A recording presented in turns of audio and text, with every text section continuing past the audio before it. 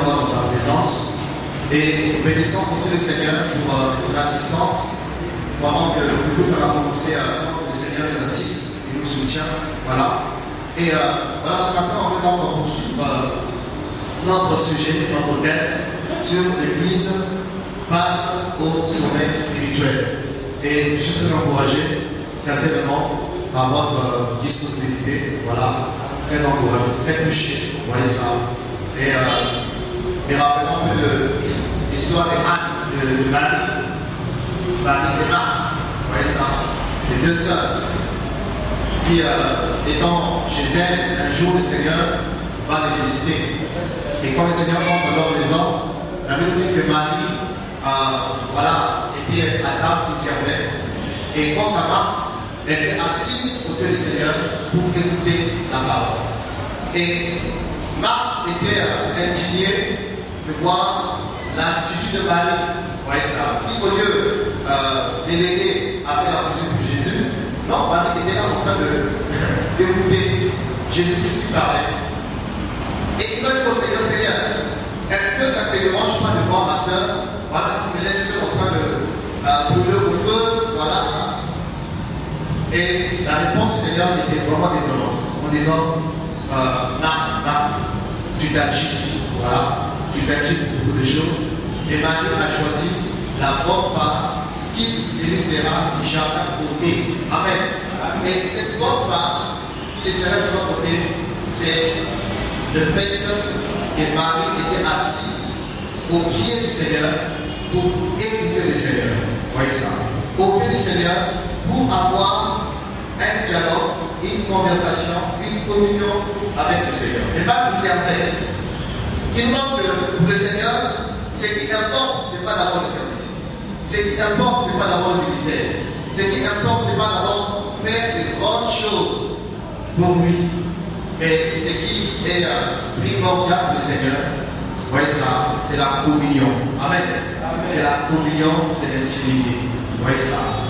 Le Seigneur aime plus l'intimité que le service. Le Seigneur aime plus la communion que le service. Voyez. Et le danger aujourd'hui, dans la fin des temps où nous sommes, c'est de constater que l'homme est plus préoccupé à servir, voyez, et moins à soigner notre relation personnelle avec le Seigneur. Voyez, on voit des gens qui apprennent de grandes choses, des fondations, programmes sur programme, mais quand on essaie de vérifier, voyez ça, avec le Seigneur parfois, il n'y a pas d'intimité, il n'y a pas de communion. Alléluia. Donc, le Seigneur aime la parole, aime les cœurs assis à ses pieds pour l'écouter. Et écouter, pas seulement pour écouter, écouter pour comprendre, écouter pour garder, écouter pour aussi pratiquer. Vous voyez? Parce qu'on peut écouter, on n'a pas compris. Est-ce que vous voyez ça? On a écouté, mais on n'a pas compris. Et comme aussi, on peut écouter et comprendre, mais on n'a pas gardé. Alléluia. Et aussi, on a écouté, on a compris, on a gardé, mais on ne pratique pas. Est-ce que vous voyez la chaîne, le processus? J'écoute, je comprends, je garde et je pratique. J'écoute, je comprends, je garde et je pratique. Et pour le Seigneur, il n'est pas impressionné le fait qu'on a compris. Il n'est pas impressionné le fait que, voilà, on a écouté, on a compris, on a gardé. Mais le Seigneur, voilà, se préoccupe de la mise en pratique, de l'obéissance à la parole. Un jour, pendant qu'il prêchait, une personne a dit, oh, heureuse les mamelles qui t'ont allaité. Vous voyez ça? Et je leur dis, non, heureux sont ceux qui écoutent la parole de Dieu et qui la mettent en pratique. Vous voyez?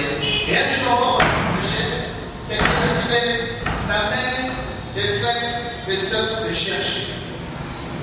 Et il va se retourner vers cette personne en disant, qui est ma mère? Qui est ma soeur? Qui est mon frère? Ce sont ceux qui écoutent la parole de Dieu et qui la mettent en pratique.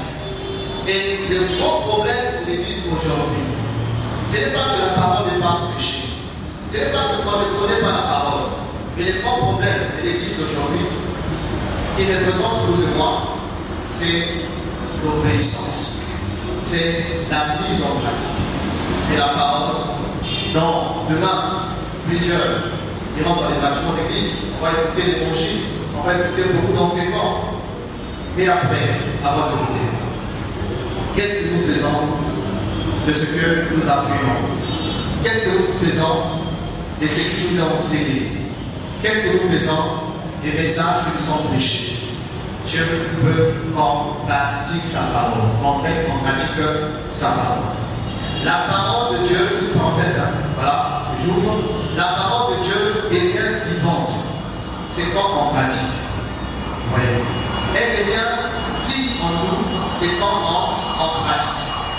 Mais quand on va écouter ou qu'on connaît ce mot, il y a une différence entre on fait le diable. Il n'y a pas de différence. Vous voyez? Si on connaît ce mot, on ne pratique pas, entre nous et les démons, il n'y a pas de différence. Parce que Satan connaît la parole. Et la Bible va même plus en disant que quand tu fais un seul Dieu, tu fais bien. Les démons le croient aussi et ils tombent. Les démons le croient aussi et ils tombent. Vous voyez que vous savez, on n'entend pas. Mais les démons tombent. Parce que là au moins, c'est au ciel. Ils connaissent qui est Elohim, qui est Yahweh, qui est l'Éternel. Ils connaissent sa majesté infinie, sa puissance infinie, sa gloire infinie, son autorité infinie. Ils sont témoins avant qu'ils soient chassés au ciel. Vous voyez? Vous et moi, c'est par la foi qu'on croit. On n'a encore rien vu. Mais eux, ils ont vu. Alléluia. Vous voyez? Et la Bible dit qu'ils tombent. Mais entre-temps, ce sont les opposants. Ce sont les rebelles. Ils ne veulent pas obéir à la parole. Et pour la parole de péché, ils viennent pas pour encourager les gens à pratiquer, mais ils viennent pour s'aimer les péchés. Ils viennent pour s'aimer, voilà, de tout. Vous voyez ça? Donc si vous et moi, on écoute ces noms et on ne pratique pas, il y a une différence entre les démons. Parce qu'ils aussi connaissent la parole. Parce qu'ils aussi ils connaissent Dieu. Vous voyez ça? Mais ce qui devrait nous différencier avec Satan, avec les démons, avec les sorciers, avec les maçons, avec les satanistes, avec les magiciens, avec les serviteurs des ténèbres, c'est la connaissance et la mise en pratique. Alléluia. Jésus a dit, hors la vie éternelle, ceux qui te connaissent doivent le seul vrai Dieu et celui que tu as envoyé, Jésus-Christ. Donc la vie éternelle, c'est une vie, hein, c'est une connaissance. La connaissance, on parle des galaxies, des mystères, la voie lactée, mais la connaissance d'une personne. Vous voyez, comme nous sommes mariés, voilà, si on est marié, parce que j'ai d'abord connu cette personne, et j'ai aimé son cœur, j'ai aimé son caractère, j'ai aimé, voilà, son identité, et je l'ai épousé. Et une fois mariés, on est toujours ensemble, tous les jours, on se découvre, on se connaît, et c'est une vie. Alléluia. Et la vie éternelle, se vivre avec le Seigneur, se vivre avec le Seigneur. Chaque jour, expérimenter le Seigneur. Parce que Jésus, les amis, n'est pas un morceau de bois figé. Vous voyez? Jésus n'est pas une statue immobile qui n'entend pas, ne voit pas, ne parle pas, n'agit pas. Jésus, les amis, est plus vivant que la vie elle-même, est plus réel que la réalité elle-même, est plus évident que l'évidence elle-même. Je vous dis, alléluia. Jésus est vivant. Et Jésus-Christ est une personne. C'est une personne qui parle, qui a des sentiments, voyez, qui a une volonté, qui a une intelligence, qui se fâche, qui discipline, qui corrige, qui interpelle, qui chicote, qui châtie ceux qu'il aime. Que Dieu dispose au cœur des amis à obéir à la parole de Dieu. Amen. Amen. Alors, passons à notre sujet. Nous sommes là pour la suite, si possible. clôturer avec ce thème sur le sommeil ce matin, on va être bref. Alors, rappelons ce qu'on a eu à échanger le jour passé. On a compris que, en lisant Romains 13, versets 11 à 14, l'apôtre Paul était en train d'interpeller les chrétiens de Rome. Pourquoi? Parce qu'il avait fait un constat, et le constat était le sommeil. Le sommeil parmi les chrétiens de Rome. Et il va leur dire que c'est l'heure de vous réveiller enfin du sommeil. Parce qu'ils sont restés longtemps dans la torpeur, longtemps dans la passivité, dans le relâchement de conscience.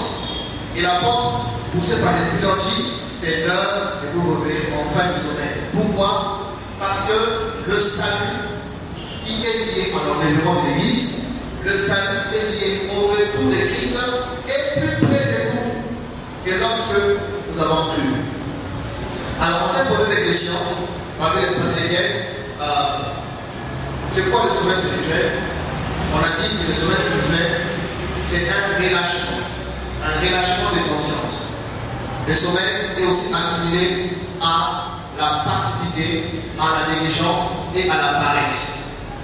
Et le sommeil, c'est aussi, comme la mort spirituelle. Vous voyez, c'est comme une personne qui est physiquement vivant, mais spirituellement, il est mort. Et le sommeil a plusieurs causes qui peuvent engendrer le sommeil spirituel. On a parlé de la perte d'espérance, on a parlé des soucis de la vie, on a parlé des fausses doctrines, on a parlé des œuvres de la chair, on a parlé de la cessation des hommes et des femmes de l'éveil, donc des sentinelles, des modèles, vous voyez. On a parlé aussi de la séduction, la séduction spirituelle, et on a parlé aussi de l'attachement au matériel, donc le matérialisme, le fait d'aimer l'argent ou le matériel, les richesses mondaines, plus que le Seigneur. Et on a aussi parlé aussi des conséquences, du sommeil spirituel, parmi lesquelles on a vu les cas de Samson et David, vous voyez. On a vu aussi l'histoire des vierges, comment est-ce que, à cause du sommeil, elles n'ont pas pu veiller sur la quantité d'huile, parce qu'elles dormaient. Et comme elles dormaient, elles n'ont pas su à quel moment l'huile était en train de baisser. Et quand le bruit est arrivé, vous connaissez la suite, c'était le chaos et la confusion. Vous voyez. On a vu aussi l'exemple de David, vous voyez ça, qui, n'ayant pas veillé, il est tombé dans la convoitise et par ce péché, David avait ouvert une porte à l'ennemi dans sa vie. Et l'ennemi Satan a secoué la vie de David comme pas possible. Donc, les conséquences sont désastreuses. Amen. Alors, dernièrement, on avait commencé sur quels sont les moyens qui peuvent favoriser le réveil. Vous voyez, quels sont les remèdes? Les remèdes contre le sommeil spirituel. Amen. Et dans Matthieu 142, pour Corinthiens, quand une biche soupire après les courants d'eau, on a soif de Yahweh. Et on a compris que parmi les éléments qui peuvent déclencher le réveil, qui peut amener une personne à sortir de la somnolence, de la passivité, de la négligence, c'est le premier élément d'abord, la soif du réveil. Vous voyez, la soif du réveil. Que le Seigneur ne peut rien faire pour une personne qui n'aspire pas, qui ne reconnaît pas son état, amen, qui ne reconnaît pas qu'il est en train de dormir, qui ne reconnaît pas qu'il y a un relâchement dans un aspect précis de sa vie, de sa marche. Vous voyez ça? Le Seigneur ne peut rien faire à une personne qui ne manifeste pas la soif. Tous les réveils de la Bible, vous voyez ça, parmi les éléments déclencheurs, on voit des personnes qui ont pris conscience. Des personnes qui ont manifesté les délais de sortir du chaos, de sortir de la sécheresse, de sortir de la captivité, de sortir dans la mort spirituelle.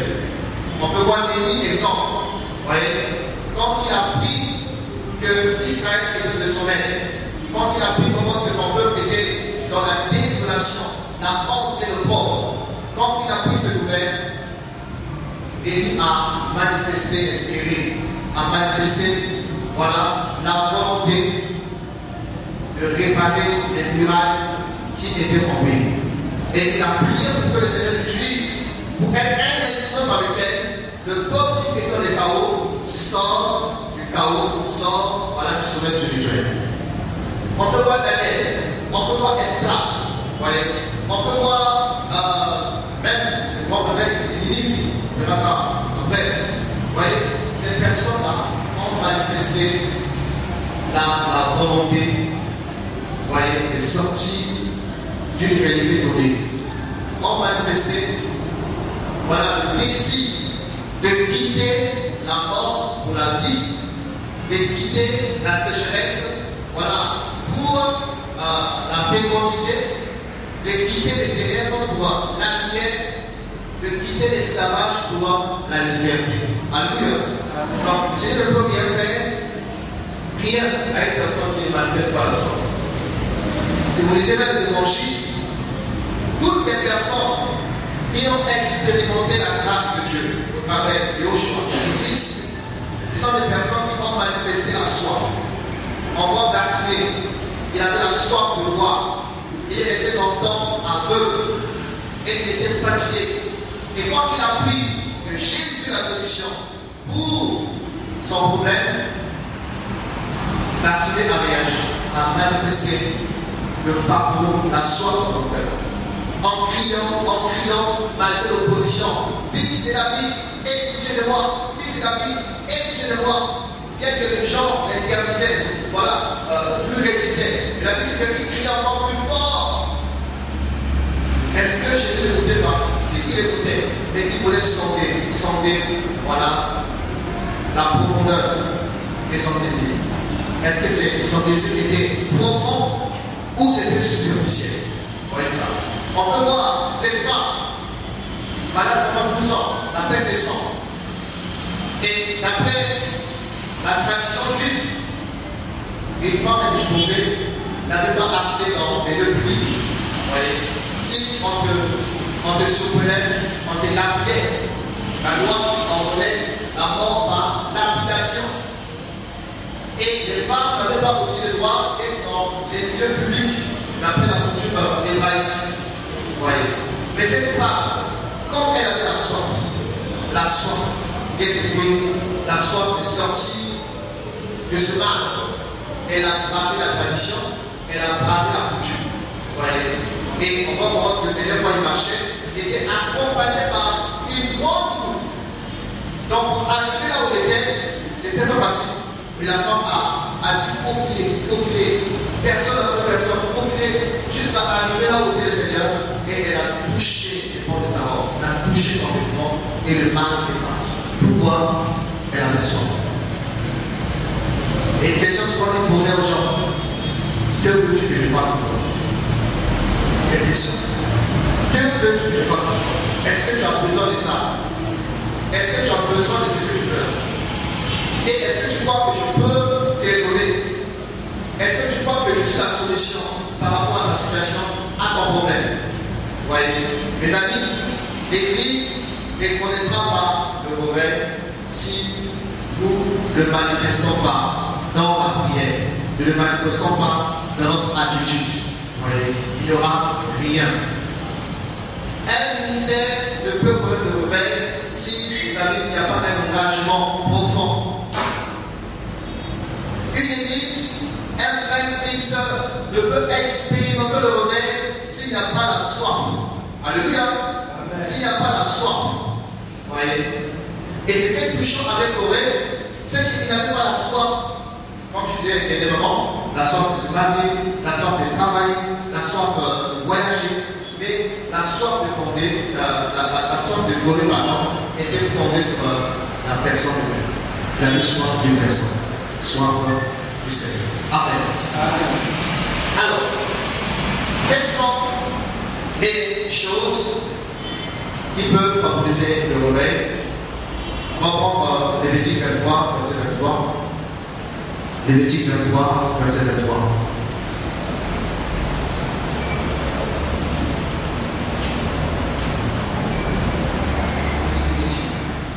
Parle aux enfants d'Israël et dit, le 7e mois, le premier jour du mois, vous aurez un jour de repos, publié au son des trompettes et une sainte convocation.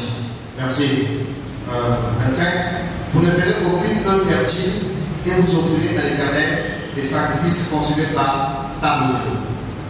Verset 26. L'Éternel parla à Moïse et dit, le 10e jour de ce 7e mois, ce sera le jour des expiations.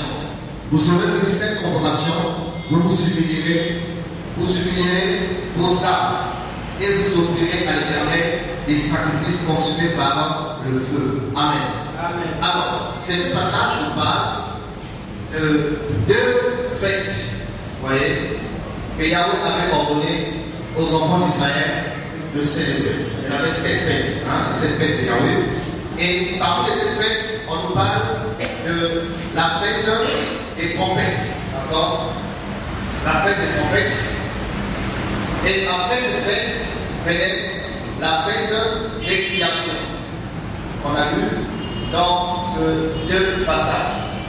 Voilà, donc Lévitique 23, verset 23, après tout à l'heure. Alors, ici, on parle de l'établissement des deux fêtes supplémentaires dont Israël était invité à célébrer. Vous voyez, il y avait la Pâque, il y avait la fête des pains sans levain, il y avait la fête des prémices, il y avait la fête de la Pentecôte, il y avait la fête des tabernacles et il y avait aussi la fête des trompettes. Et la particularité de la fête des trompettes, c'est que ce jour-là, le premier jour du mois, on sonnait la trompette. Vous voyez? Et quand la trompette était sonnée, alors tout le monde devait se réunir, se rassembler pour offrir à Yahweh des sacrifices, voilà, des sacrifices d'action et grâce. Que j'ai lu au verset, on a lu 23, voilà, verset. L'Éternel parla à Moïse et dit, parle aux enfants d'Israël et dit, le 7e mois, premier jour du mois, vous aurez un jour de repos, publié au son des trompettes et une sainte convocation. Vous ne ferez aucune œuvre servile et vous offrirez à l'Éternel des sacrifices consumés par le feu. Donc c'était un jour de repos. Amen. Un jour où personne n'avait droit à faire quelque chose. Parce que tous étaient invités à se tenir devant Yahweh pour le célébrer en offrant des sacrifices. Alors, on retient le mot trompette, fête de trompette.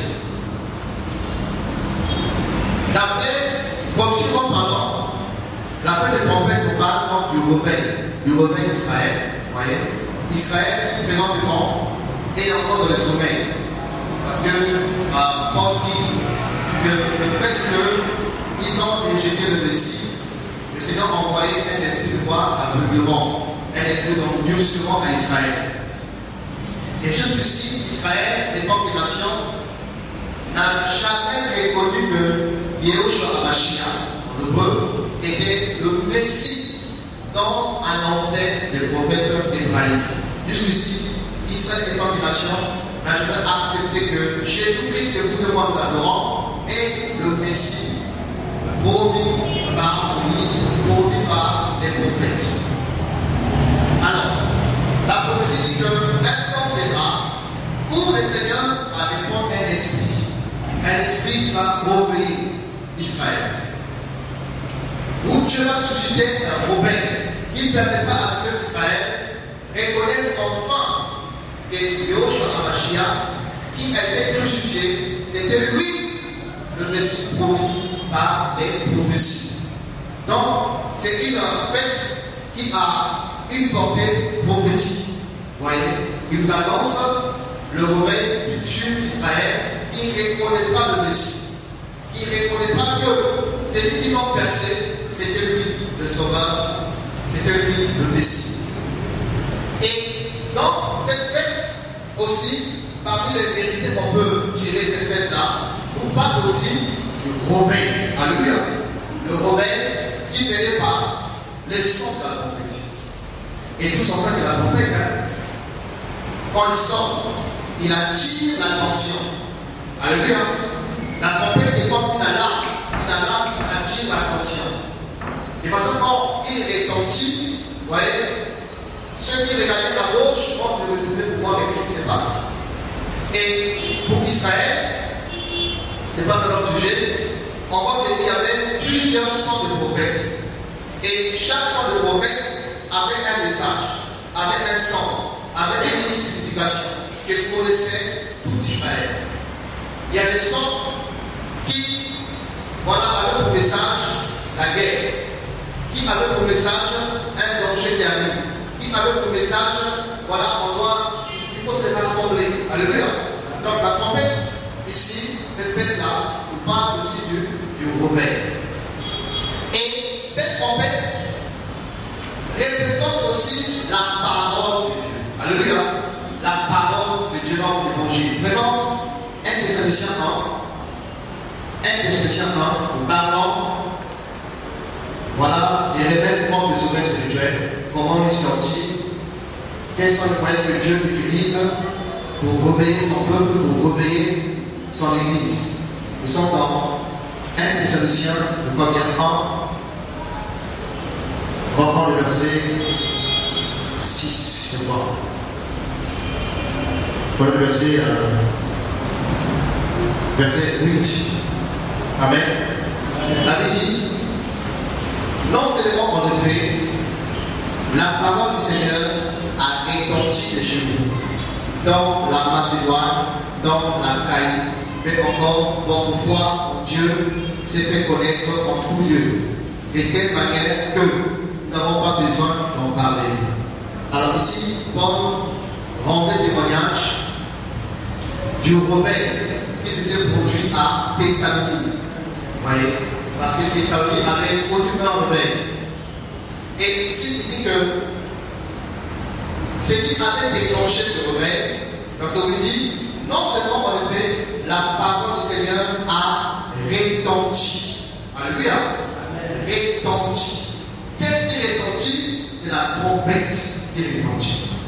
Donc la parole du Seigneur avait retenti à Thessalonique comme une trompette. Et le retentissement de cette trompette avait réveillé les Thessaloniciens, avait suscité un réveil parmi les Thessaloniciens. Alors, c'est pour vous dire encore ce matin, mes amis, qu'on ne peut sortir du sommeil sans écouter la trompette. Le vrai réveil ne peut être déclenché par la trompette. Alléluia. La trompette de quoi? La trompette de l'évangile. La trompette de la parole de Dieu. Et si vous lisez l'Ancien Testament, vous voyez, vous allez remarquer que quand le peuple tombait dans l'apostasie, tombait dans le sommeil spirituel, tombait dans le relâchement, et le Seigneur utilisait toujours les prophètes pour crier aux oreilles des peuples pour qu'ils sortent de la torpeur, pour qu'ils sortent, voilà, du mélange, pour qu'ils sortent de la passivité. Dieu a toujours utilisé sa parole, qui est la trompette, qui retentit pour réveiller ceux qui dorment. Alléluia. Pour réveiller ceux qui dorment. Raison pour laquelle, parmi les causes du sommeil, nous avons dit que parmi les causes du sommeil, ce sont des fausses doctrines. Des fausses doctrines en dorment. Est-ce que vous voyez ça? Mais le vrai évangile réveille les gens. Le vrai évangile réveille les gens. Le vrai évangile est comme un lampadaire qu'on allume dans l'obscurité. Vous voyez? Et quand il s'allume, il amène quoi? La prise de conscience de notre état. On prend conscience que tiens, on est sorti du chemin. On prend conscience que quoi? Que les habits que nous avons revêtus sont sales, il faut les changer. On on prend conscience que tiens, la maison est pleine de poussière, il faut le pousser. Donc, c'est un lampadaire, c'est une lampe, alléluia, qui vient exposer l'état réel de notre vie, de nos œuvres, de notre marche, de notre service, de notre ministère, de notre foyer, de notre famille. C'est pourquoi on a besoin de la trompette, on a besoin d'écouter le vrai évangile, l'évangile de la croix. Et qu'est-ce que Paul a prêché à sa vie? Il a prêché la croix. Alléluia. Il a prêché la croix. Il dit l'évangile qui a retenti chez vous. Et quand il a retenti, c'est notre heure vient où les morts entendront la voix. Et ceux qui entendront sa voix vont ressusciter. Et il y a mort. On a dit que le sommet spirituel, c'est aussi la mort spirituelle. Vous voyez? Le fait que l'homme a perdu la communion, l'intimité avec le Seigneur. L'homme a perdu la vie de l'esprit. Vous voyez ça? L'homme a tellement attristé l'esprit que l'esprit s'est presque éteint. Et Christ dit que l'homme vient. Où les morts? Ça peut être des morts physiques. Quand il n'est pas, l'homme Christ ressusciteront. Ça peut aussi être les morts présents, mais spirituels, dans nos assemblées, qui ont besoin d'entendre sa voix, qui ont besoin d'entendre le son de la trompette et qui sortent des sépulcres, des cimetières dans lesquels ils sont enfermés, embrigadés, emprisonnés. Il y a besoin de la trompette. Alléluia. Il y a besoin de la trompette. Sans la trompette, il n'y a pas de vrai réveil. Sans les trompettes, il n'y a pas de réveil profond.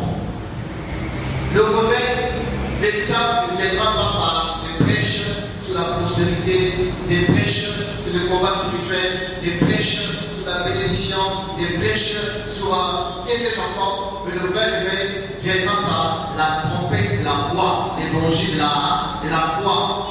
On doit déplacer dans les prédications, on doit déplacer dans l'enseignement, on doit déplacer les amis dans les séminaires, on doit déplacer dans les conférences, parce qu'il y a plusieurs activités qui sont organisées, mais on a enlevé la voix.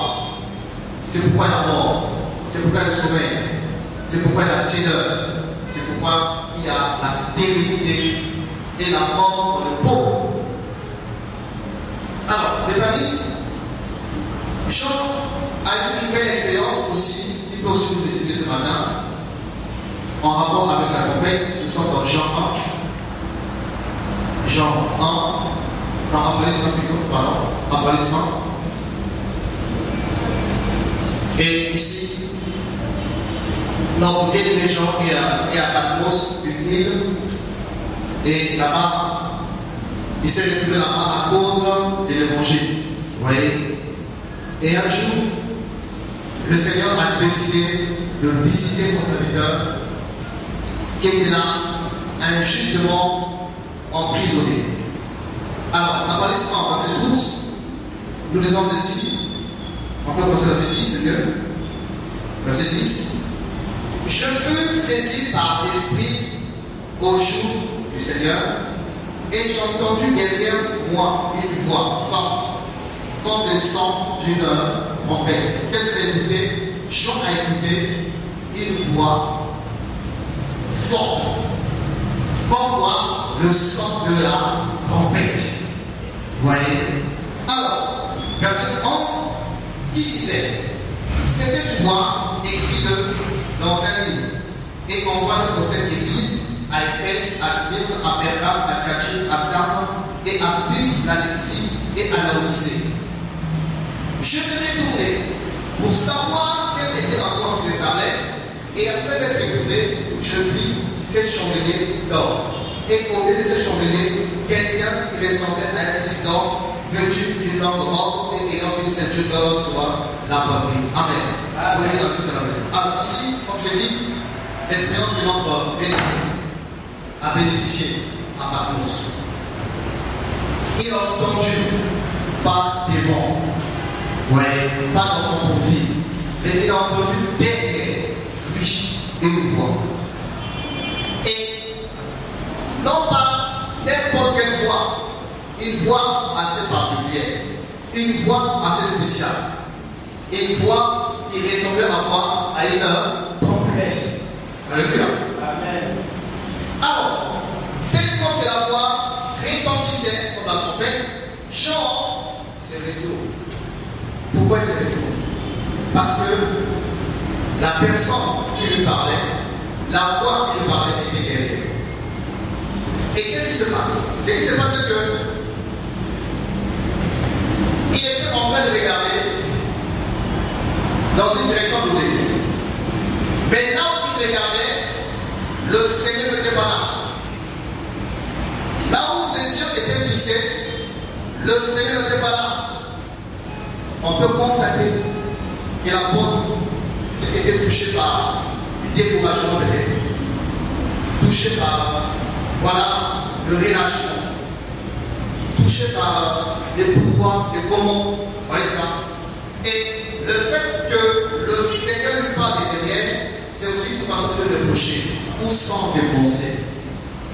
Où sont tes pensées? Dans quelle direction es-tu en train de regarder? Dans quelle direction est orienté ton cœur? Est orienté tes pensées? Parce que là où ton cœur est orienté, là où tes désirs sont orientés, là où tes yeux sont fixés, je ne suis pas là-bas. Il est en train de dire que Jean, tu es en train de t'éloigner de l'essentiel. Tu es en train de t'éloigner de la priorité. Là où tu es, je ne suis pas là. Il faut que tu te retournes. Alléluia. Amen. Et qu'est-ce qui a amené Jean à se retourner? C'est la voix. C'est la trompette. C'est une voix qu'il a entendu quand il trompette à redresser Jean. À redresser Jean. À corriger ses pensées. À redresser sa vision. À redresser, mes amis, sa façon de voir les choses. Et le sommeil, c'est aussi le fait que mes amis, on ne peut pas notre place. Alléluia. Amen. Je l'ai dit, que quand une personne dort, il n'entend pas. Quand une personne dort, il ne voit pas. Quand une personne dort, il ne peut pas agir. Quand une personne dort, tu as beau l'enseigner A plus B égale à AB, il ne comprendra pas parce qu'il dort. Vous voyez? Et tant que Jean restait sur cette position-là, il ne pouvait pas voir le Seigneur. Il a fallu qu'il se retourne. Ce n'est pas pourquoi de la dépendance. Mais alléluia, changement de direction. Alléluia. Voilà, changement de direction. Et l'église de la fin des temps dans laquelle nous sommes a besoin du son de la trompette, la voix du Seigneur, l'évangile du royaume, l'évangile de la gloire, qui seul est capable de nous redresser. Alléluia. De nous redresser. Parce que plusieurs ont perdu la forme. Le sommeil, c'est aussi le fait qu'on a perdu la forme initiale avec laquelle le Seigneur a bâti, a façonné son église. Vous voyez? Donc il a besoin de revenir à l'initial, de revenir au commencement, de revenir à l'essentiel, de revenir à la priorité selon le Seigneur. Selon le Seigneur. Et toi qui es là ce matin, vers où es-tu en train de te regarder? Quelle est la position de ton cœur, de ton cœur? Voyez ça? Quelle est notre attitude devant le Seigneur? Quand le Seigneur nous voit, si le Seigneur nous parlait, est-ce qu'il nous parlera en face? Parce qu'on est bien disposé. Est-ce qu'il nous parlera par derrière? Parce qu'il constate qu'on a pris une autre direction, un autre cheminement, un autre évangile, un autre Jésus, un autre esprit, une autre doctrine, un autre fonctionnement. Est-ce qu'il nous parlera face à face? Alléluia. Amen. Ce sont des questions qu'on peut se poser. Jean s'est retourné pour voir la voix qui lui parle. Et c'est quand il s'est retourné qu'il a vu, waouh, l'homme le plus beau, qu'il a vu le roi des rois, qu'il a vu le Seigneur de gloire au milieu des seigneurs chandeliers. Mais tant que ces regards étaient orientés là-bas, il ne pouvait pas voir le Seigneur. Mais c'est quand il s'est retourné, il a vu Jésus ressuscité et glorifié. Au point qu'il a pu le décrire, que ses cheveux étaient blancs comme la neige, que ses yeux étaient semblables aux flammes de feu, qu'il portait une longue robe, que ses pieds étaient embrasés comme des lérins, que de sa bouche sortait une épée aiguë à tout tranchant, que sa voix ressemblait au bruit de cordeaux, qu'il portait une ceinture d'or sous sa taille. Il a pu le voir parce que c'est lui. Alléluia. C'est ça le problème. C'est voir le Seigneur, c'est vivre le Seigneur, c'est contempler le Seigneur, c'est demeurer avec Jésus, c'est expérimenter Jésus. C'est ça le réveil, mes amis, une vie. Le réveil n'est pas un slogan. Le réveil n'est pas, mes amis, une doctrine. Le réveil, mes amis, ce n'est pas un système. Le réveil, c'est la vie avec le Seigneur. La vie avec le Seigneur. Dans sa famille, au milieu de service, dans l'assemblée locale, dans la famille, où que je sois, je suis avec le Seigneur. Je le vis, je l'entends, je l'expérimente. Alléluia. C'est ça le réveil. Jean a vu le Seigneur. Pourquoi? Parce que le son de la trompette l'a révélation. Et on a vu que après la fête des trompettes, venez voir la fête d'expiation. Alors, pendant la fête d'expiation, toute l'assemblée devait souligner devant Yahweh. Donc c'était une fête d'humiliation, de repentance. Ouais. Où chacun devait examiner le fond de son cœur et offrir des sacrifices d'expiation, des sacrifices pour expier ses péchés. Ça veut dire quoi? Ça veut dire que la trompette, quand il sort, il nous réveille. Amen. Et quand il nous réveille, il nous montre notre état. Il nous montre notre sueur, notre impureté, notre débordement, notre égarement.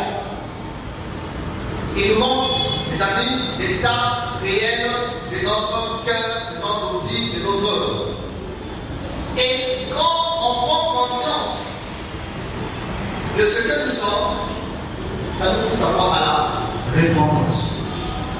Vous voyez, la trompette sonne pour préparer quoi? L'expiation.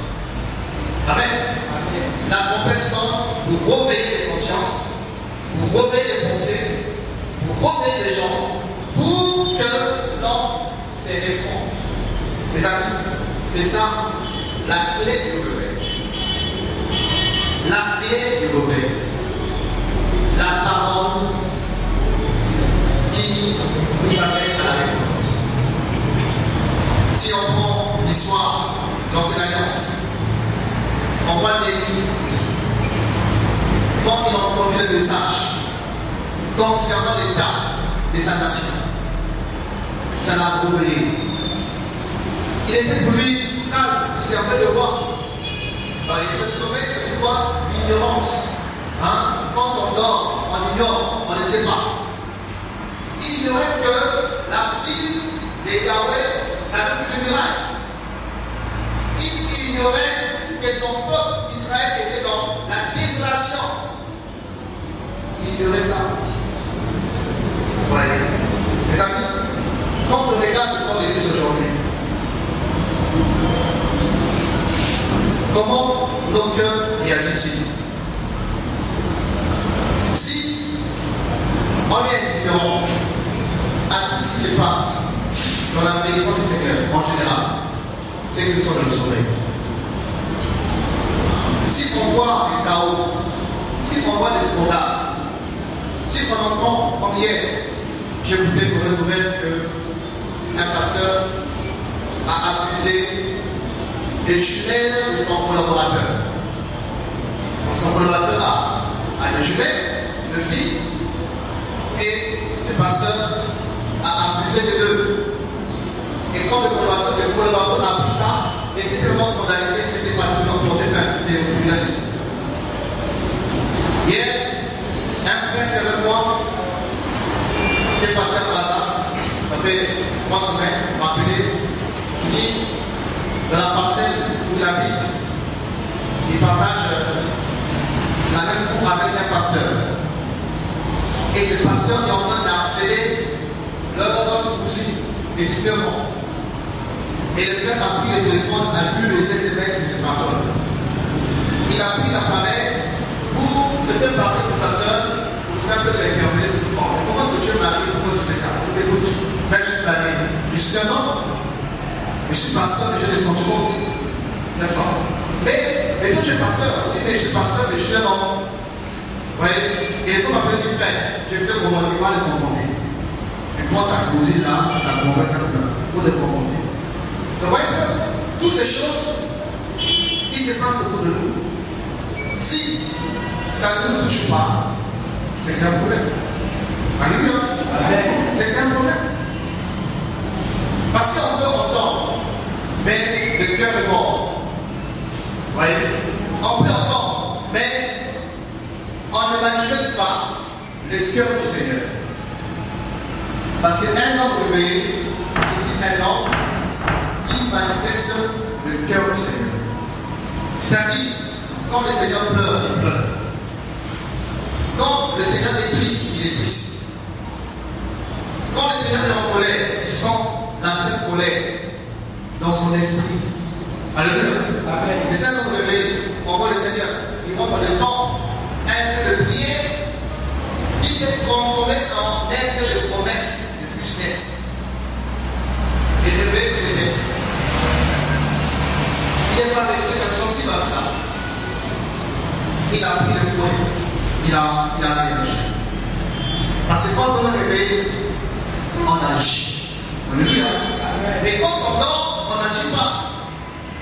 Une personne qui dort ne peut pas marcher, ne peut pas prendre des décisions, ne peut pas agir, ne peut pas poser des sacs parce qu'il n'est pas dans le sommeil. Mais quand on est réveillé, les amis, on agit. On prend des résolutions. On a une position. Vous voyez? Il y a des choses auxquelles on ne peut pas s'en passer. Vous voyez ça? Là où il faut parler, on doit fermer la bouche. On ouvre la bouche pour redresser, pour corriger, pour dénoncer. C'est ça, les amis de Noël. Mais aujourd'hui, on assiste à des choses dans notre milieu, on est là, on est là, c'est pas pas, on est là. Vous voyez ça? Le sommeil, on est dans le sommeil. Et Néhémie, quand il a vu ça, ça l'a réveillé. Le message de l'évêché était dans le son de la trompette. Il dit, tiens, comment ça? Jérusalem sont du mal. Le peuple Yahweh dans la honte pour le pauvre. À Jésus. Il a commencé à pleurer. Il a commencé à pleurer et à confesser les péchés. La trompette avait quoi? L'expiation. Alléluia.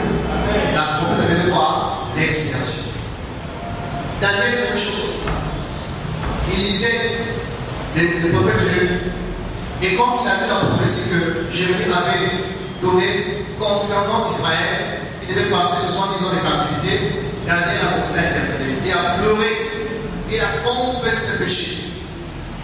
Vous voyez, la lecture de la parole, la trompette avait de quoi?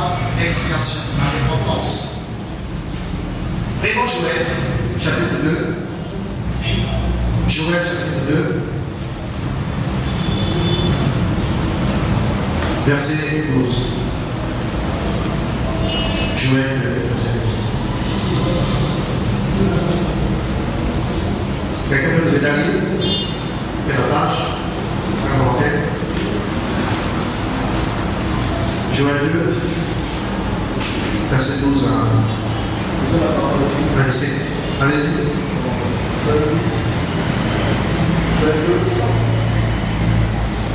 Voici. Lisons la parole de Dieu dans Joël 12, Joël 2, verset 12. La Bible dit, maintenant encore, dit l'Éternel, revenez à moi de tout votre cœur, avec des jeûnes, avec des pleurs et des lamentations. Joël Joël 2, de 12 à 17. La Bible dit, maintenant encore, dit l'Éternel, revenez à moi le nouveau cœur, avec des jeux, avec des pleurs et des lamentations. Déchirez vos cœurs et non vos vêtements, et revenez à l'Éternel, votre Dieu, car il est compatissant et miséricordieux, long à la colère et riche en bonté, et il se répond des mots qu'il envoie.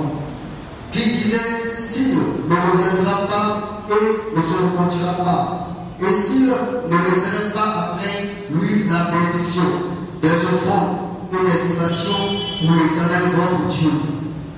Sonnez de la trompette en Sion, publiez en jeu une convocation solennelle, assemblez le peuple, formez une sainte réunion, assemblez les veillards, assemblez les enfants, même les nourrissons à la mamelle. Que l'épouse sorte de sa demeure et l'épouse de sa chambre, contre le portique et l'autel, pleurant les sacrificateurs, serviteurs de l'Éternel, et qu'ils disent, Éternel, et parle ton peuple, ne livre pas ton héritage à l'opprobre, pour l'ennemi des nations. Pourquoi dira-t-on parmi les peuples, où est leur Dieu? Amen. Amen. Du Seigneur pour son peuple à sa remontée. Et le Seigneur dans ce passage invitait Israël qui était dans un état spirituel tellement lamentable. Et le remède qu'il propose pour que le peuple sorte de ce chaos, de cette situation, c'est quoi? La repentance. Maintenant encore, dit l'Éternel, revenez à moi de tout votre cœur, avec des jeux, avec des pleurs, avec des lamentations. Déchirez ton cœur et non vos vêtements, et revenez à l'Éternel votre Dieu, car il est compatissant. Verset 15, sonnez la trompette en Sion, publiez un jeu, une convocation solennelle. Donc on voit que le Seigneur invitait le peuple à voir à la repentance. Et même l'époux, même, voilà, les enfants étaient convoqués à s'humilier pour l'expiation de leur péché. Les amis, il n'y a pas de réveil authentique véritable s'il n'y a pas de son de la trompette qui nous amène à quoi? À la repentance. Alléluia. À la repentance. Le plus grand réveil de la Bible est même plus grand jusqu'à maintenant. Le plus grand réveil qu'a connu les hommes, c'est le réveil de Ninive. Vous voyez, pendant les temps de Jonas. Et on parle de cette ville qui était plongée dans le sommeil, dans le péché. Vous voyez ça. On comprend que le Seigneur avait décidé de juger Ninive, de la châtier comme Sodome et Gomorrhe. Et le Seigneur va demander à Jonas d'aller crier dans les rues de Ninive, de crier pour inviter la nation entière à la repentance. Et Ninive, il fallait avoir plus de 3 jours de marche comme ça pour parcourir tout le territoire de Ninive. Et Jonas, même qu'il ne voulait pas, mais il avait été conduit par le Seigneur, et il est quand même parti et a commencé à sonner la trompette, à retentir la voix du Seigneur qui invitait la nation de Ninive à se repentir. Et la Bible dit quoi? Que quand la trompette a été sonnée, quand le message est parvenu aux oreilles, même du roi, le roi a convoqué toute la nation, y compris les puissants, y compris les moutons, les bœufs et le gêné. Alléluia. Voilà, de me gêner pour crier au Seigneur. Voyez ça. Qu'est-ce qui a déclenché ça? La trompette qui a mené à quoi? À l'expiation. Que ce soit le remède personnel, là aussi chanter les réponses sur comment conserver le remède. C'est la même chose. Avoir une vie de repentance, une vie de maintenance. Alléluia. De maintenance spirituelle. Vous voyez, s'examiner toujours et régler ce qu'il faut régler avec le Seigneur. Ça nous maintiendra dans le réveil. Ça nous maintiendra au flamme. Vous voyez ça. Et Dans Ézéchiel 37, vous connaissez l'histoire. Ézéchiel va être transporté sur une vallée. Et là, il va voir la vallée pleine d'ossements desséchés. D'ossements sans vie. Image de la mort spirituelle. Parce que quand il y a la mort spirituelle, le sommeil spirituel, il y a aussi la sécheresse. Vous voyez? Le sommeil spirituel également peut être identifié par la sécheresse. On est sec. Et c'est un peu la question à Ézéchiel. Fils et l'homme, penses-tu que ces ossements desséchés peuvent-ils revivre? Seigneur, tu sais? Moi, je ne sais pas. Il dit, prophétise. Parle aux ossements desséchés, prophétise. Première chose, Ézéchiel devait faire quoi? Prophétise. Sonner la prophétie, parler, faire entendre la parole. Est-ce que vous voyez? Que Dieu n'a pas 1000 manières pour obéir son peuple. C'est vrai, il utilisait aussi, on verra ça, d'autres moyens, mais les moyens basiques, fondamentaux, essentiels, que le Seigneur a toujours possédé, c'est sa parole et son esprit. Amen. Amen. Sa parole et son esprit. Ézéchiel a parlé. Et pendant qu'il prophétisait, pendant qu'il sonnait la trompette, les hommes ont commencé à se rapprocher les uns des autres, se rapprocher, à se récoller les amis, jusqu'à reconstituer des cadavres sans vie, allongés à même le sol dans la vallée. Première procédure. Et Ézéchiel va constater que ce n'est plus des ossements desséchés, mais c'est des dépouilles, des cadavres, des humains qui étaient là allongés. Vous allez poser la question. Est-ce que tu penses que c'est cette armée-là qui représentait Israël? Est-ce que peut-il revivre? Il dit Seigneur, je ne sais pas ce que c'est. Tu vois d'accord, parle à l'esprit. Parle à l'esprit. Et pendant qu'il parle à l'esprit, l'esprit est venu. L'esprit est venu et a pénétré les amis de ces cadavres et ils sont mis de vie. Et c'est une armée. Toute une armée prête pour le combat. Toute une armée prête pour la bataille. Et moi je crois, mes amis, que le Seigneur aussi a une armée. Alléluia. Amen. Ça c'est Israël. Mais nous, étant qu'Église, nous sommes aussi l'armée du Seigneur. Et un militaire ne peut combattre dans le sommeil. Un militaire qui dort ne peut pas affronter l'ennemi. Un militaire qui dort ne peut utiliser ses armes. Vous voyez? Un militaire qui dort ne peut pas aller au front. Il faut qu'il soit vite réveillé. Alléluia. Amen. Et dans ce temps là, mes amis, je crois que le Seigneur a son armée. Et ma prière est que le Seigneur refait son armée. Parce qu'il envoie une armée de missionnaires qui laisse le terrain à l'islam, qui laisse le terrain à la franc-maçonnerie, qui laisse le terrain aux faux prophètes, qui prennent l'avantage sur les vrais serviteurs. Mes amis, il y a plus de faux que de vrais. Il y a plus de faux ouvriers que de vrais ouvriers. Il y a plus des serviteurs de Satan déguisés en apôtres de Christ que les serviteurs authentiques. Vous voyez? Mais ce qu'il n'y en a pas, il y en a peut-être. Mais dans le sommeil. Et ma prière, ce matin encore, est que le Seigneur remet son armée.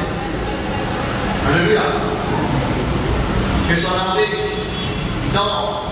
puisse connaître les hommes et les femmes qui la constituent, qui sont dans le sang, qui soient ranimés où ils sont, qui soient réveillés là où ils sont.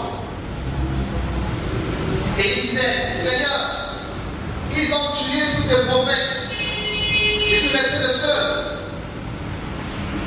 Non. Il dit non.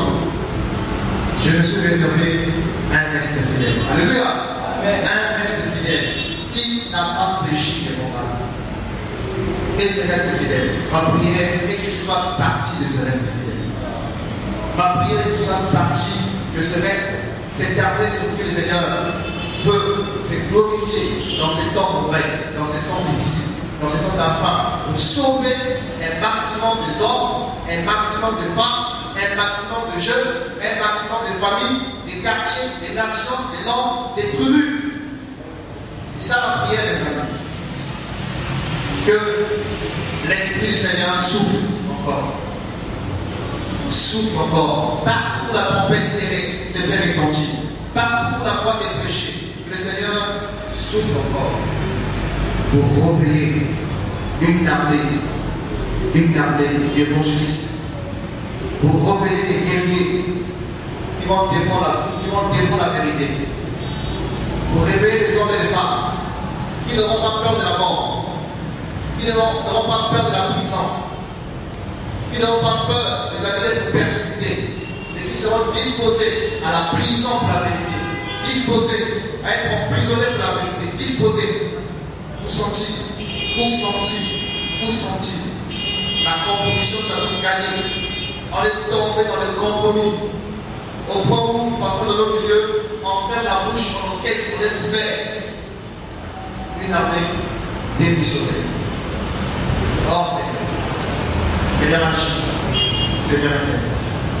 Alléluia.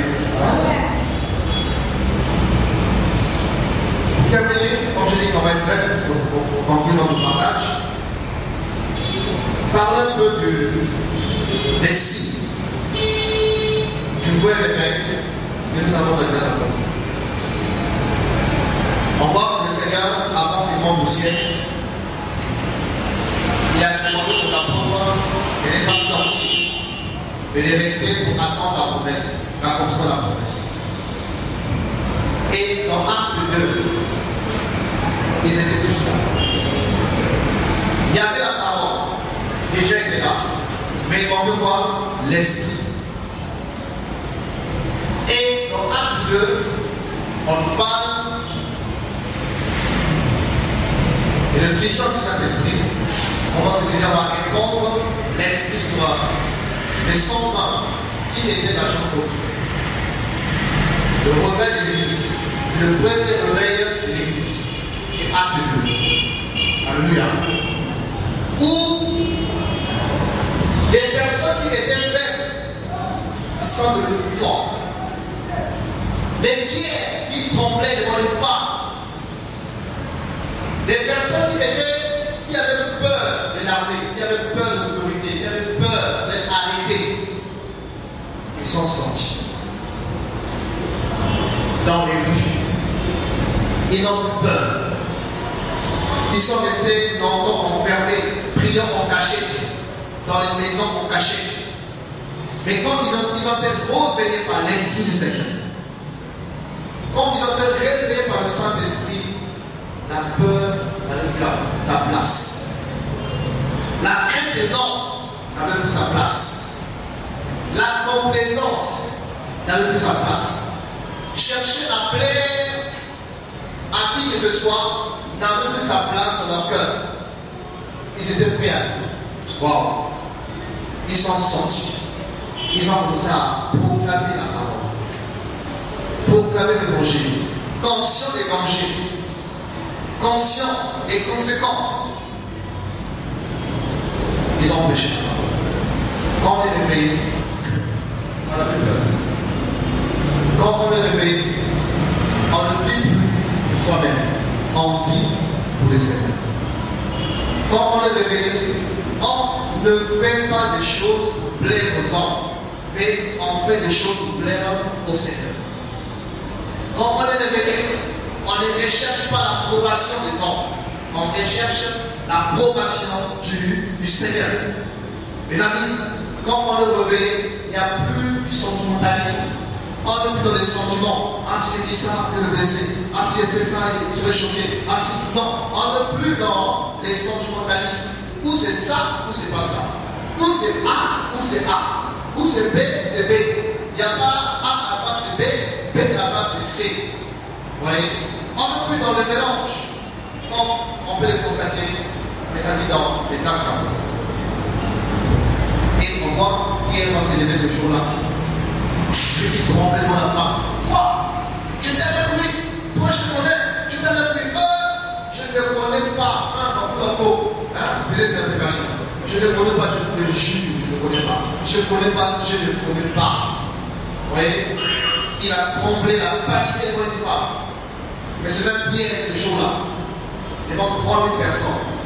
Il a parlé comme s'il parlait à un seul individu. Au moins 3000 personnes se sont converties. Waouh! Quand elle est réveillée, il y a de véritables conversions. Alléluia! Il y a de véritables conversions.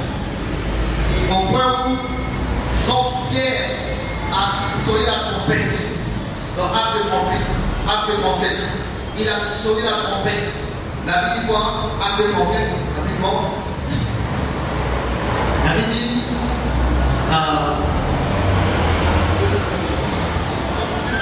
ces discours, ils eurent le cœur vivement touché.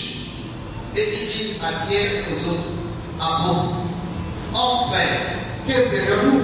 Pierre leur dit, répondez-vous et que chacun de vous soit baptisé. Alléluia. Après, nous avons écouté quoi? Discours. Ce discours était quoi? Que la trompette qui avait retenti et qui a réveillé les gens, qui a appelé, a pris des consciences. La Bible dit, ils avaient les cœurs touchés. Ils ont pris conscience qu'ils sont dans le péché. Ils ont pris conscience qu'ils sont dans les ténèbres. Ils ont pris conscience qu'ils sont dans la fausseté. Ils sont perdus. Ouais. Et ils ont dit, mais qu'est-ce qu'on doit faire? Ils sentaient la culpabilité qui rongeait leur cœur. Et ils avaient soif. Soif du réveil, soif de sortir, mes amis, de cette réalité. Que faire? La trompette a sonné. Vous devez passer à la prédication. Répondez-vous. Alléluia. La parole a fait tomber les écailles. La parole a fait déchirer le voile. Et ils ont pris conscience. On dit non, allez vous laver. Faites l'expression. Répondez-vous. Et que chacun de vous soit baptisé. Mes amis, là où il y a le remède, il y a des conversions véritables. Les cœurs sont touchés. Les cœurs sont touchés. Parce que la cible du vrai évangile, c'est le cœur de l'homme qui est malade, qui est pourri, qui est corrompu, qui est perverti. Et l'évangile est le seul remède qui peut changer le cœur de l'homme. Les problèmes, tout le monde en souffre du matin d'aujourd'hui. La cause principale, c'est le cœur de l'homme qui est malade. Le cœur de l'homme qui est méchant, tortueux. Le cœur de l'homme qui est corrompu. Et tout ce qu'on peut faire, les séminaires, la diplomatie, voilà, les dialogues, ça, ne peut pas changer le cœur. Seul l'évangile de Christ, l'évangile du royaume, l'évangile de la croix peuvent façonner les cœurs, peuvent faire d'un voleur quelqu'un capable de travailler pour gagner sa vie. Alléluia. Peuvent faire que tous ceux qui sont en train de voler l'argent du pays cessent de voler l'argent du pays. Vous voyez? Et mettre l'argent du pays au service de tous les fils et toutes les filles de cette nation. Si on souffre, vous voyez ça? Ce n'est pas que Dieu n'a pas béni de vous. Ce n'est pas parce qu'il n'y a pas d'argent, il n'y a pas de ressources. Si on souffre, parce que les cœurs des hommes sont mauvais. Les cœurs sont pourris, les cœurs sont méchants, les cœurs sont pervertis. Mais il n'y a que l'évangile qui touche le cœur, qui peut changer le cœur. Vous voyez ça? Aujourd'hui, malheureusement, on écoute un évangile qui nous caresse au son du bois, un évangile qui nous endort, un évangile qui nous promet la bénédiction sans dépendance, qui nous promet, les amis, la victoire sans dépendance. Un évangile dilué, un évangile mélangé, qui endort les gens, qui est un poison dans le but est de préparer une armée pour l'enfer. Une armée pour l'enfer. Vous voyez ça? Le vrai réveil quand il est là, il y a une nouvelle conversion. Parce qu'une personne qui est réveillée va réveiller les autres. Pierre qui était d'abord dans la faiblesse, Pierre qui avait aussi des problèmes, mais quand il était secoué par le Seigneur, quand il était secoué par l'évangile, secoué par l'Esprit de Dieu, il est devenu un instrument de réveil. Une personne réveillée devient un canal par lequel les autres peuvent aussi se réveiller. Parmi les causes du sommeil, on a dit que c'est l'absence des hommes et des femmes de réveil. Quand dans une nation, dans une église, dans une ville, mes amis, il n'y a pas des hommes de réveil, des sentinelles authentiques, les gens vont dormir. On a vu ça avec l'histoire du juge. Quand Josué est mort, Moïse est parti, Josué est parti, et les anciens qui ont travaillé avec Moïse et Josué aussi, se sont endormis, et une nouvelle génération s'est levée, qui ne connaissait pas Moïse, qui ne connaissait pas Josué, et qui ne connaissait pas les anciens qui avaient un certain fondement.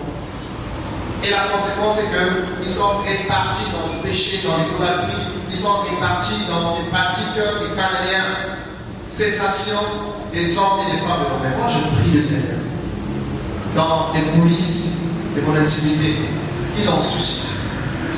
Cette nation a besoin des hommes de l'homme.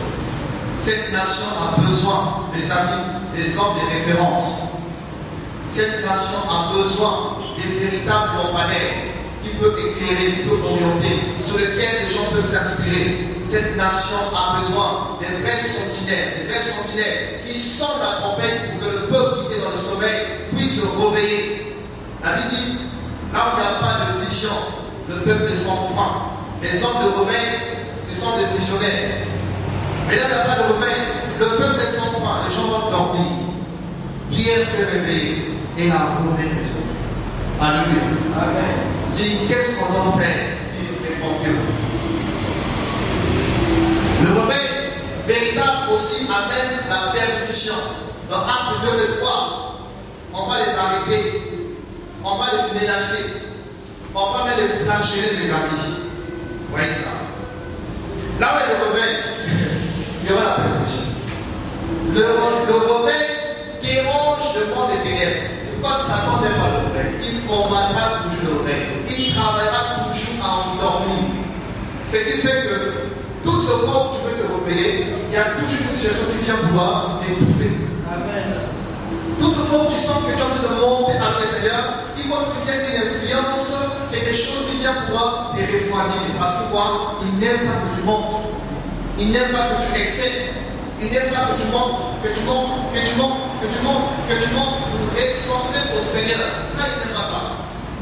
Il combattra toujours des cœurs, des assemblées qui aspirent au réveil.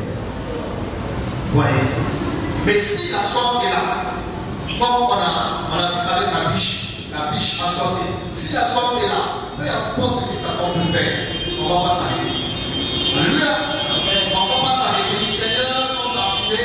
Moi, je veux voir. Je veux voir. Que les gens m'empêchent de crier. Moi, je veux crier parce que je veux avancer. La femme avec le sang dira, moi je dois le toucher. Même si la foule est là, même si la tradition ne me permet pas de se retrouver dans le public, moi il faut que je le touche. Il ne s'est pas laissé influencer par les obstacles. Il a percé. Il a surmonté l'adversité. Il a touché le Seigneur. Est-ce que tu veux ça? Est-ce que tu veux ça? Est-ce que tu aspires pour moi ça? Est-ce que tu aspires? Est-ce que tu aspires? Paye-le.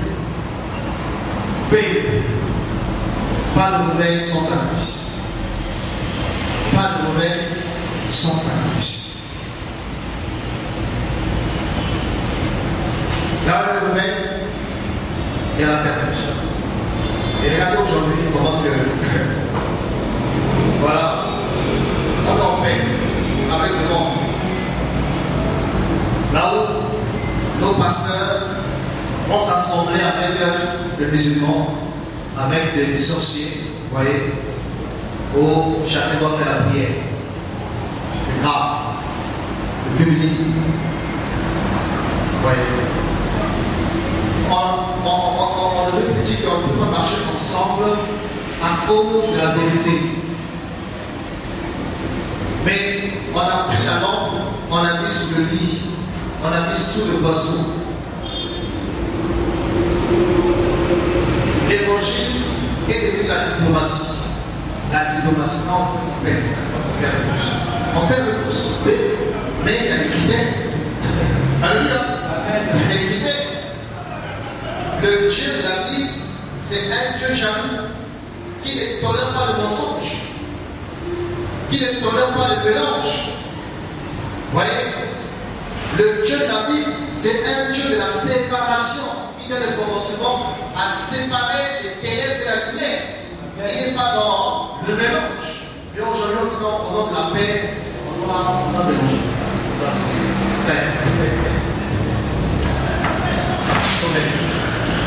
On ne va pas être persécuté. On va pas dire la vérité au président.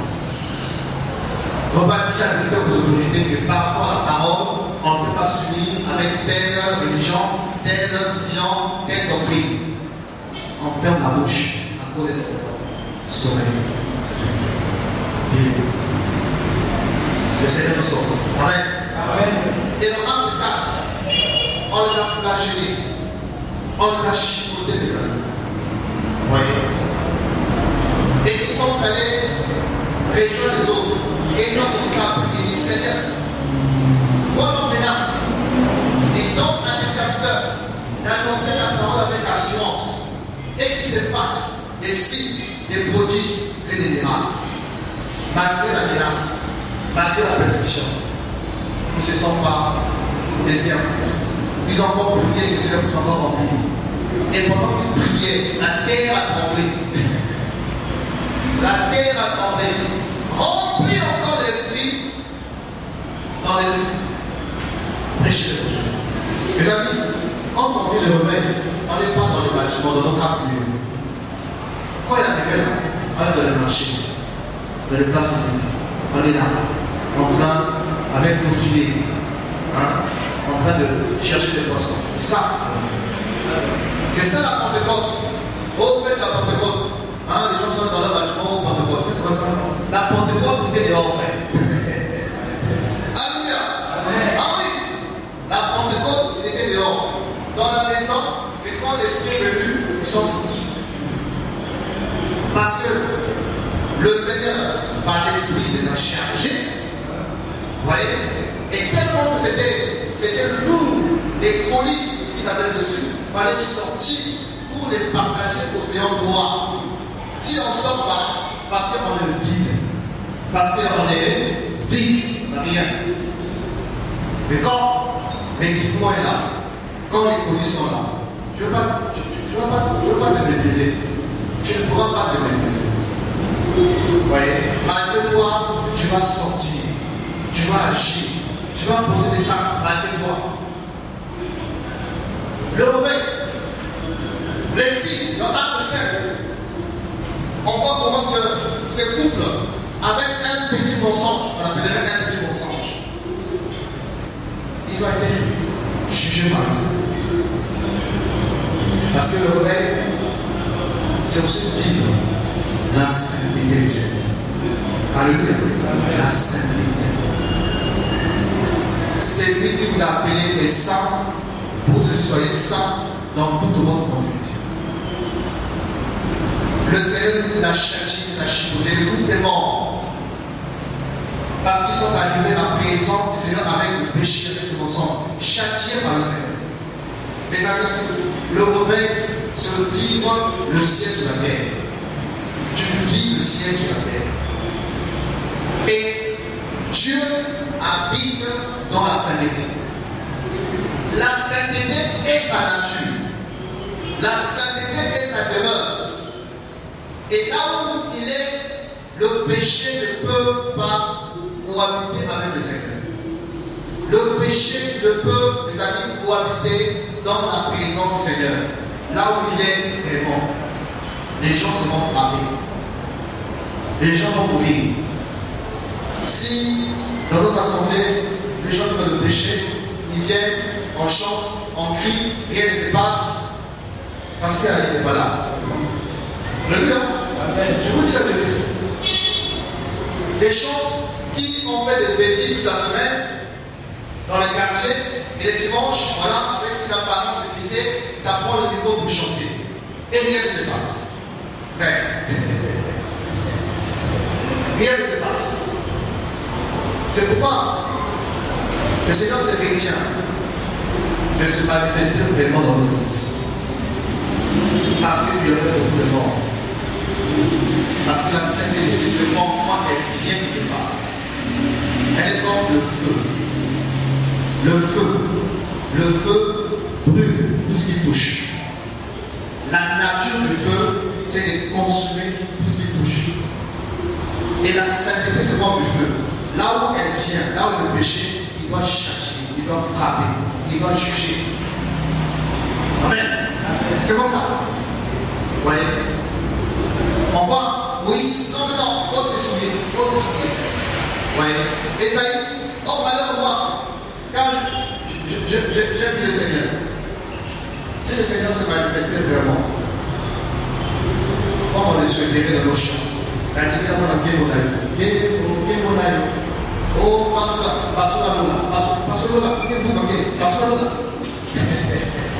et papa, c'est parce que moi je chante bien. Oh, passe là, donc il descend. Tu es prêt à l'exposer moi? Mais, dans 1 Corinthiens, Paul dit qu'il y avait beaucoup de cadavres de l'église de Corinthe.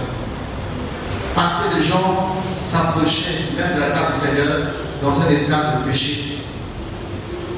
Il dit que c'est pourquoi parmi vous il y a beaucoup d'infirmes. Beaucoup d'infirmes. Donc quelqu'un devient infirme parce que Dieu l'a frappé. Et il dit que plusieurs parmi vous ont des maladies chroniques incurables. Tu consultes médecin sur médecin, il n'y a pas de guérison. C'est Dieu rendait les gens malades en Corinthe. Péché. Là, le réveil, il y a la crainte du Seigneur. Parce que, je vous ai la suite dans Acte 5, quand tout le monde a pris ce qui était arrivé à Ananias et Saphira, on dit qu'une grande crainte s'emparait de tous. Alléluia! Une grande crainte s'emparait de tous. La crainte de Dieu avait saisi les cœurs. Mais aujourd'hui, tu es conscient que ta marche n'est pas morte devant le Seigneur. Tu viens, tu joues au spirituel. Tu prends le micro, tu chantes, voilà, tu lèves le main, tout ça. Alors tu es conscient que tu as un souci de marche. Et rien ne se passe. Et on pense que c'est normal. Voilà, c'est normal. On peut continuer avec nous. Mais si le Seigneur commençait vraiment à frapper,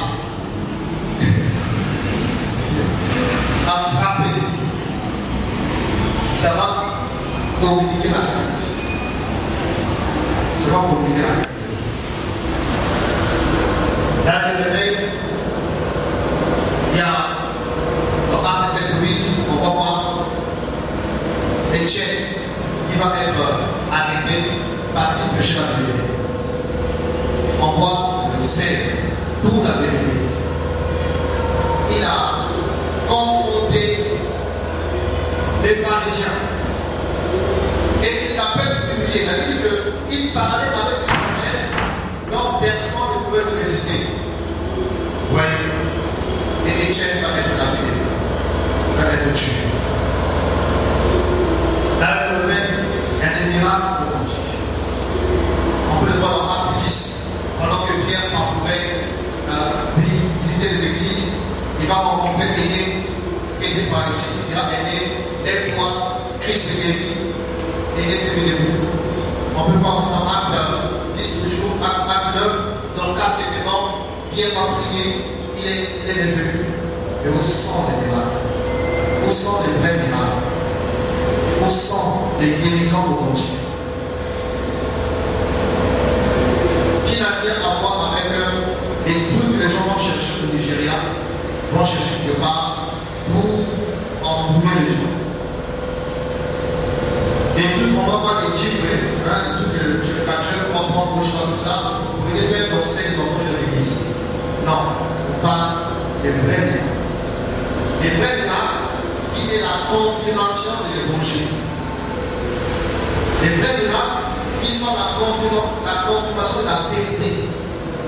quand la vérité est prêchée par l'Esprit, le Seigneur souverain devant se manifeste. Il guérit les gens. Les signaux sont morts. Les partis marchent.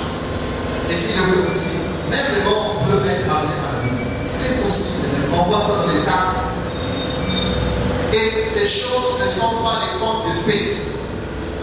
Ces choses ne sont pas de la fiction, les amis. Ce que j'aime avec Actes, c'est que c'est un livre qui n'a pas de conclusion. Il n'y a pas de conclusion dans Actes. Regardez la fin de la il n'y a pas de conclusion. C'est comme si on a laissé la suite à nous de continuer à écrire les actes de l'apôtre. Alléluia. Voilà, on doit continuer à écrire les actes de l'apôtre. À bien voir les actes du Saint-Esprit. Parce que quand on dit actes de l'apôtre, c'est pas que je vous cite. Parce que ce n'est pas les apôtres qui font les choses, mais c'est le Saint-Esprit qui fait. Vous voyez, c'est les actes du Saint-Esprit. Et le Saint-Esprit est aussi notre apanage. Le Saint-Esprit aussi habite en nous. Et ce qu'il a fait avec eux, il est disposé encore à poursuivre les mêmes œuvres, même plus que ce qu'il a fait avec nos aînés, les autres. Le réveil, les amis, il y a la crainte du Seigneur, en dessin. Vous voyez, il y a le châtiment du mal, Dieu châtie, Dieu frappe. Vous voyez, là où est la sainteté du Seigneur, il y a des jugements. Oui, il y a des jugements. Il y a des gens que Dieu expose. Vous voyez ça? Dieu dans le péché, dans la sorcellerie, Dieu va t'exposer comme dans Acte 8, on le voit avec Simon et magicien. Vous voyez? Qui a voulu embrouiller les apôtres par une apparence de conversion, alors qu'il n'était pas converti. Quand Pierre est arrivé, revêt qu'il était toi là, il doit te convertir. Parce que tu dois te fier la mer. Je vois que ton cœur n'est pas droit. Mais pour nous, on dirait, oh, bon témoignage, un grand magicien s'est converti. Ça passe pas à la télé, à la radio, tout ça, parce que, en soi-disant, magicien s'est converti. Alors au fond, il n'y a pas de conversion. Vous voyez ça? Oh, les amis, on a besoin du Seigneur. Alléluia. On a besoin du Seigneur. Vous voyez? Et dans Acte 11, on voit comment ce que les églises ont commencé à s'implanter. Parce que quand on a un éveil, on voit aussi des implantations selon l'esprit. Pas des implantations pour se faire de l'argent. Il y a beaucoup d'implantations. Dans la motivation n'est pas biblique. Dans la motivation, on n'a rien à voir avec la parole. Les gens qui utilisent les églises font implantent les églises, mais si on va étudier les motifs, les raisons pour lesquelles il a commencé telle œuvre, la plupart, ce sont des raisons charnelles. Charnelles, humaines, cupides, qui n'ont rien à voir avec le Seigneur. Vous voyez? Mais dans Acte, on voit des millions de choses qui vont s'implanter, et plusieurs églises au fur et à mesure, au fur et à mesure. Dans Acte 12, on voit que Pierre va être arrêté par le roi du Nord. Jacques va être décapité. Donc, le rebelle engendre non seulement la persécution. Dans ce monde, on ne peut pas les dissocier. Vous voyez? Qui dit réveil, dit persécution. Parce que c'est un feu que Dieu a lu. Vous voyez? Et un feu qui dérange le monde des ténèbres. Un feu qui cause de grands dommages à Satan et son royaume. Et il ne couragera jamais les bras. Il fera tout pour chercher à éteindre ce feu, cette flamme. D'où la persécution. Vous voyez ça? Et dans l'acte 13, on voit qu'ils étaient tous là en train de prier. Et pendant qu'ils parlaient, le Saint-Esprit a parlé, mettez-moi à part pour les Barnabas. Pour l'œuvre à laquelle je l'ai appelé. Dans le réveil, on voit l'Esprit oriente, l'Esprit dirige. Dans le réveil, on voit la mission, la vraie mission. Ils ne sont pas partis en mission par eux-mêmes, mais ils ont été envoyés par le Saint-Esprit qui a dit non parti. Vous voyez ça? Parce qu'il y a des missionnaires et des missionnaires. Il y a des missionnaires des hommes, il y a des missionnaires des églises, il y a des missionnaires du Saint-Esprit. Des gens qui sont partis parce que l'Esprit les a poussés. Ils sont partis parce qu'ils ont été condamnés par le ciel. Et quand ils font des amis, il y a des fruits. Il y a des œuvres qui attestent que telle personne a été condamnée par le Seigneur. Alléluia. Aspirons par ces choses. Aspirons par ces choses. D'abord, on voit les réveils dans son ensemble. Hein, c'est le plan collectif. Mais Mais le réveil est d'abord personnel, est d'abord individuel. Et je vous encourage à aspirer à ce réveil individuel et à le conserver, à le prévenir, parce que le réveil sont chrétiens. Par quel moyen? Par la vie de repentance, le renouvellement de la repentance, toujours s'examiner, toujours se remettre en cause. Vous voyez ça? Le réveil sont chrétiens dans la vie de prière, avoir une vie de prière stable, une vie de prière profonde, une vie de prière. Le réveil sont chrétiens, les amis, dans la méditation de la parole, être dans l'écriture, toujours disposer son cœur à être en contact avec la parole, avec la parole. Le réveil sont chrétiens par la communion des hommes et des femmes qui nous influencent, vous voyez, par le choix des personnes avec qui marcher, par le choix des personnes avec qui travailler, par le choix des personnes avec qui collaborer, des personnes qui nous communiquent la vie du Seigneur, qui nous communiquent la crainte, qui nous communiquent, voilà, les amis, le sérieux avec le Seigneur. Dis-moi, c'est le que tu me prends, je te dirai qui tu es. Et Paul dit à Timothée, on va chuter par là, et Timothée 1, il dit,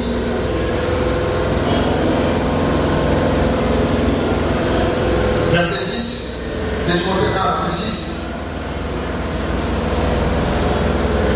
et c'est pourquoi j'ai t'exhorte à ranimer la flamme du don de Dieu que tu as reçu par la position des mains.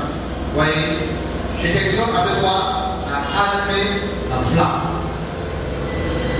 Un homme réveillé, c'est un homme allumé. Quand on est réveillé, on est allumé, enflammé, embrasé par l'Esprit du Seigneur. Il y a une flamme qui est là. Une flamme. Voilà qui renouvelle notre amour pour le Seigneur. Qui renouvelle notre crainte.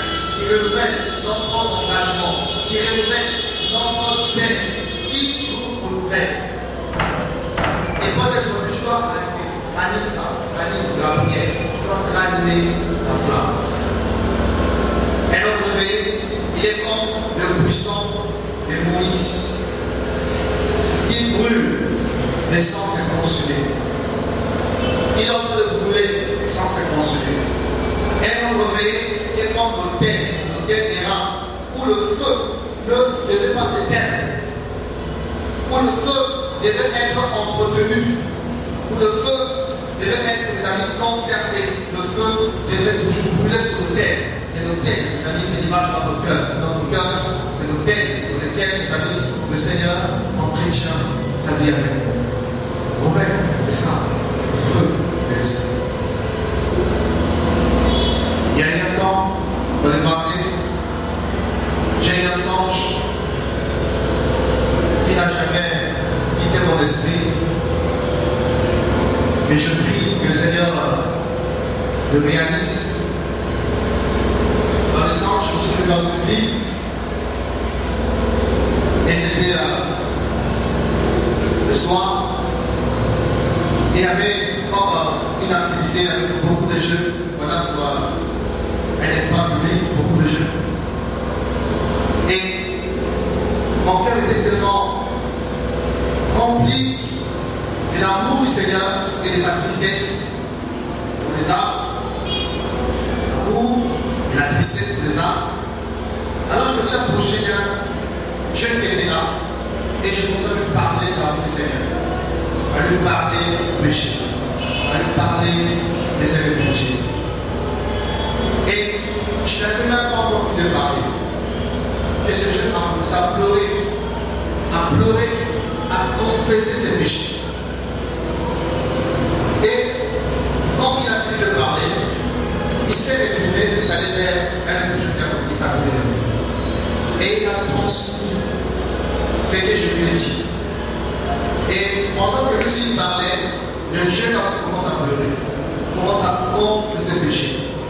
Lui, ce qui se retourne, il va vers l'autre. Et tout d'un coup, je constate que tout le lieu, c'était des larmes. Les gens criaient, les gens pleuraient. C'est-à-dire qu'il y avait des cris dans la vie. Waouh! Et je prie que cela se réalise. Ce n'est pas par moi, mais qui sait que c'est toi. Qui sait que c'est par toi. Et cela peut se réaliser. Que Dieu te réveille pour réveiller les autres. Que Dieu allume cette vie de toi. Voyez ça. Que les cœurs touchés par le Seigneur s'expriment. Touchés dans le cœur. Et que les bouches m'arrêtent, de maison en maison, de quartier en quartier, de ruelle en ruelle, que le feu s'allume dans cette nation, que le feu s'allume dans cette ville. Les amis, telle est ma prière. Alléluia. Telle est ma prière. Que le Seigneur se serve de nous. Et prions le Seigneur pour qu'il réveille l'Église dans l'Église. Prions le Seigneur pour qu'il réveille son armée. Prions le Seigneur pour qu'il réveille ses guerriers et ses guerrières qui sont encore dans la somnolence spirituelle, dans la passivité, dans l'assouplissement. Que le Seigneur réveille. Parce que la moisson est mûre, l'Église. La moisson est mûre, enfant du Seigneur. La moisson est mûre. C'est le temps de moissonner. C'est le temps de récolter, mes amis. Parce que bientôt le débat, bientôt on va partir. Alléluia. Bientôt on va partir. Le son de la trompette récoltera bientôt. Et il y a encore des âmes que le Seigneur veut récolter. Il y a encore des familles que Dieu veut sauver. Il y a encore des jeunes que Dieu veut toucher. Il y a encore des quartiers que Dieu veut secouer. Il y a encore des églises que Dieu veut visiter, mes amis. Alors prions le Seigneur. Prions le Seigneur. Aspirons à cela. Et parce qu'en soit les instruments par lesquels le Seigneur agira. Le Seigneur pleure sur l'église. Si vous partagez son cœur, tu vas découvrir là où tu es. Si tu partages son cœur, tu ne dormiras pas ce soir. Tu verras comment est-ce que son cœur est chagriné de voir, les amis, la désolation parmi son peuple, de voir les chaos dans lesquels se trouve son église, de voir comment est-ce que son nom est de plus en plus blasphémé à cause de quoi, à cause de moi, à cause de l'église, le nom de Yahweh est blasphémé. C'est pourquoi l'église a besoin de se repentir. L'église a besoin de se repentir. L'église de Bonne-Gloire doit se repentir. L'église de cette nation doit se repentir. Et la repentance doit commencer par moi d'abord. Le vrai réveil n'appelle pas la joie. Le vrai signe du réveil, c'est le cœur brisé. C'est les larmes qu'on a mis dans Joël 2. Dieu dit, ceux la tempête, et rassemblez-vous, pleurez, lamentez-vous. Que le Seigneur touche nos cœurs. De façon à nous apporter et à se réveiller comme gens et à voir le Seigneur. Parce que l'Église a changé de position. L'Église a changé de direction. Elle est en train de voir là où le Seigneur peut être vu. Elle est en train d'entendre le Seigneur là où il doit être entendu. Et a besoin de se réveiller avant de le voir, lui. Le plus important. Le plus important, c'est Jésus. C'est Jésus. Amen. Est-ce qu'on peut prier? Vous avez vu?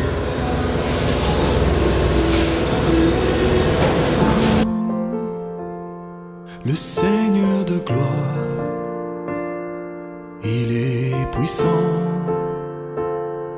mon Rédempteur. Je veux louer et l'adorer, lui dire combien